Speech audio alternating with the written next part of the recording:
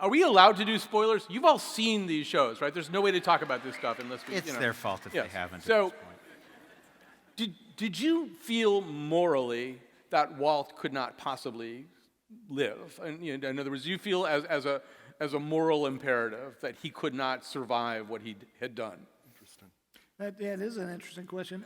No, you know what? The best way I can answer that is, I've given this a lot of thought over the years. I'm probably speaking for everybody in this audience. I will be so bold as to go on record as saying, we want to live in a moral universe. I mean, I know I do. We want, whether it truly exists or not, then that's up to each individual's take on things. I'm kind of agnostic on that front, but I want to believe that there's a point to it all. I want to believe that there's a point to our existence here. I want to believe that there is some sort of justice. And it's one of the greatest things humankind has created for itself is a justice system.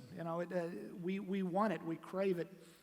And Breaking Bad is a show about a guy who is doing terrible things. And he starts off as the good guy, and he by force of will, he transforms himself into a bad guy. And along the way, he does these terrible, terrible things. And so much so that even I, the creator of the character, or the initiator of the character, it was a creation of a lot of people, first and foremost Bryan Cranston, who played him. But I lost sympathy for this guy along the way. He's a sociopath. But having said that, and having just said I want to live in a moral universe, I still nonetheless did not feel a need for him to get his just desserts, but in a sense I'm sorry to spoil it for folks that haven't seen it. I'll speak in the abstract. In that final episode, and this was something we worked long and hard to attain. You can either look at it like he won, or you can look at it like he lost. And then we worked hard to get to that point because, this guy destroys his entire family.